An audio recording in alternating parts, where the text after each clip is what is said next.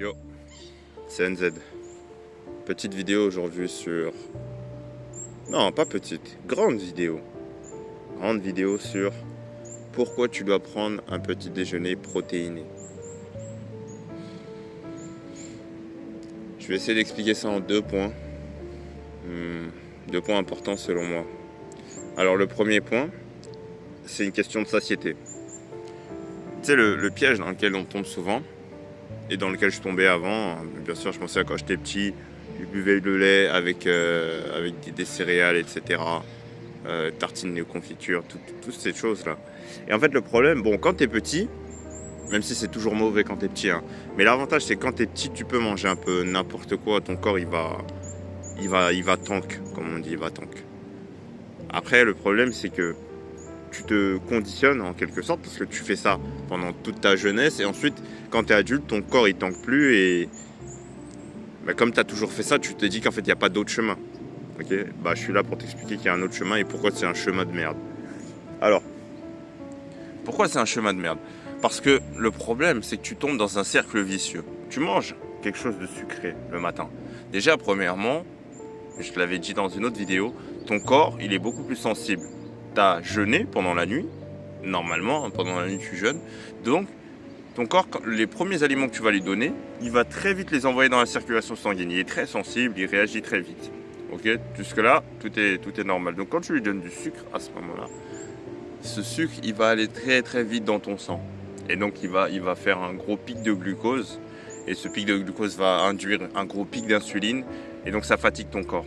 Et le truc, c'est que l'insuline en question, bon, voilà, c'est le corps qui est fait comme ça, elle va être entre guillemets surdosée. Okay, ça va faire que tu vas avoir ce qu'on appelle une hypoglycémie réactionnelle. Donc ton corps, quand tu lui envoies la nourriture le matin, en particulier une nourriture sucrée, donc tes céréales, ton lait, ta confiture, tes croissants, ta baguette, etc.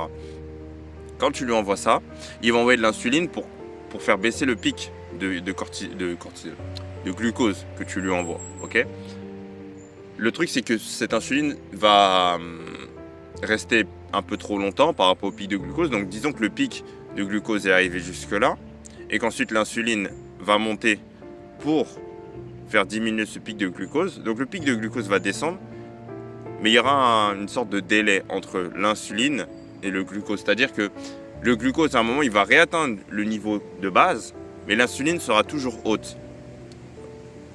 Et donc ça va faire que ton glucose va descendre en dessous de ton niveau de base. Donc là tu rentres en hypoglycémie. Hypo c'est en dessous et glycémie c'est le sang. Donc tu es en hypoglycémie. Et on dit réactionnel parce qu'en fait c'est une réaction à au pic de glucides que tu as fait tout à l'heure en fait. Au pic de glucose pardon, que tu as fait tout à l'heure. Et donc pourquoi je parle de ça? Parce que cette hypoglycémie réactionnelle va faire en sorte que tu auras faim. Ton corps, vu que tu es en hypoglycémie, il va te demander de lui donner de la nourriture. Et c'est là le cercle vicieux, c'est-à-dire que tu vas manger à 8h, 7h. Tu prends ton petit déjeuner sucré. À 10h, 11h, tu auras déjà une fringale, tu auras déjà faim.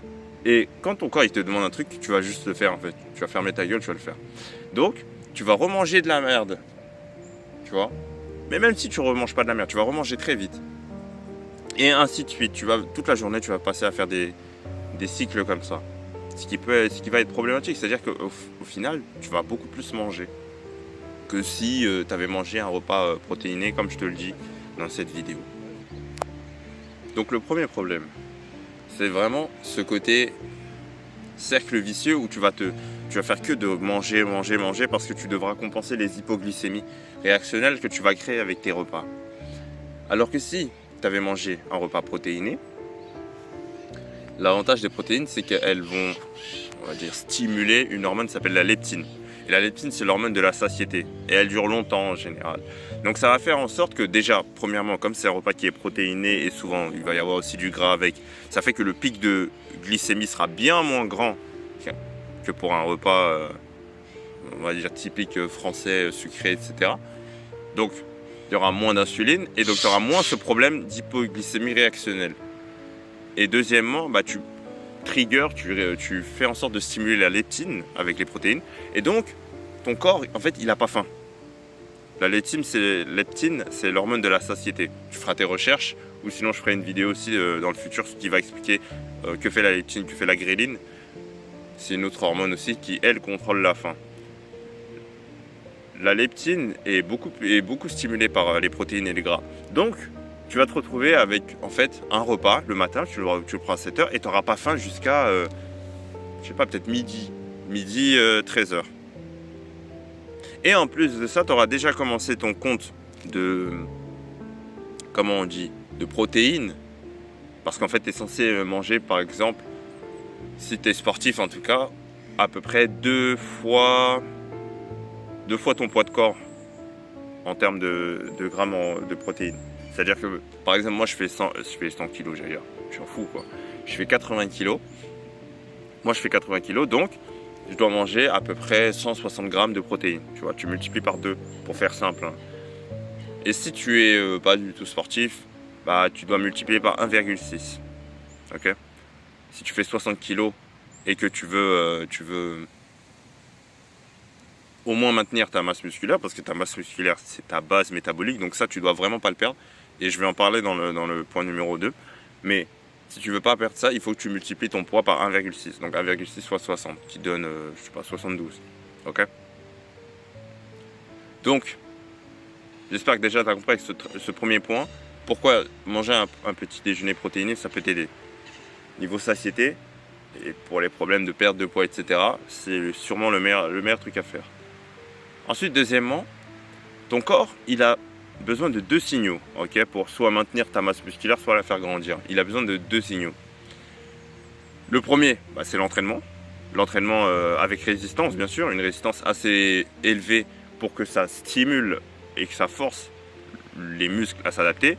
Et le deuxième point, c'est les protéines, justement. Ça veut dire que, en fait, à chaque fois que tu manges un repas qui est protéiné, tu envoies un signal à ton corps et tu lui dis, en quelque sorte, fais en sorte de garder ses muscles. Fais en sorte de les faire évoluer. Il comprend ça soit comme fais en sorte de les garder, ou fais en sorte de les faire évoluer. Et en faisant ça, justement, tu empêches le processus de, on va dire, pas de sarcopénie, parce que sarcopénie, c'est plutôt l'étape finale, mais tu fais en sorte d'éviter que ton corps, il se dise, bon, je vais aller piocher des protéines dans les muscles et je vais manger les muscles, tout simplement. Tu l'empêches de faire ça. Donc c'est pour ça que dès le matin, tu te réveilles, le premier signal que tu lui envoies, c'est tu touches pas aux muscles. En mangeant tes protéines, c'est ça en fait que tu lui dis. Ok, donc si ça t'intéresse d'au moins pouvoir garder ta masse musculaire, bah, tu dois te forcer à rajouter des protéines. Tu peux garder si tu veux, si c'est non négociable pour toi, même si je pense que c'est pas... Tout est une question de contraste, hein. CF à ma vidéo sur l'effet contraste, mais en tout cas pour l'instant, la première étape c'est vraiment de rajouter des protéines. Tu peux rajouter ça avec des œufs, avec je sais pas ce que tu peux mettre, du blanc de poulet, avec des escalopes de poulet si tu veux. Tu peux faire comme en Angleterre où ils mangent des saucisses, ou aux États-Unis ils mangent du bacon, tu vois, si tu peux en manger, ou une version halal en gros. Tu comprends l'idée. Bon, ce sera pas du bacon, mais tu comprends. De la viande halal, tu vois. Tu manges un truc, de la viande, hein, pour faire simple. La viande, du fromage. Tu peux manger aussi tout ce qui va être fromage blanc, tu vois. C'est plus doux.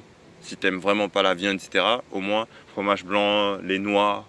Tu as plein d'idées, tu tapes sur Internet, tu vas trouver plein de trucs, ok. Mais force-toi à rajouter des protéines. Premièrement, ça va te caler plus longtemps. Donc l'effet de satiété, tu seras plus long. Tu n'auras pas ces problèmes de je dois remanger quelque chose tout de suite. Quand tu arrives à la pause à 10h avec tes collègues et qu'il y a des croissants, tu vas pas te jeter sur les croissants parce que tu as faim. Parce que c'est normal, si ton corps il a faim, tu es dans des conditions où tu es affamé, etc.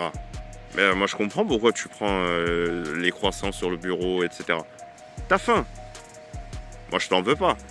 Maintenant le problème c'est que le problème avec cette vidéo c'est que maintenant tu sais pourquoi tu avais faim, tu sais pourquoi tu as faim et tu sais que tu peux contrer ça.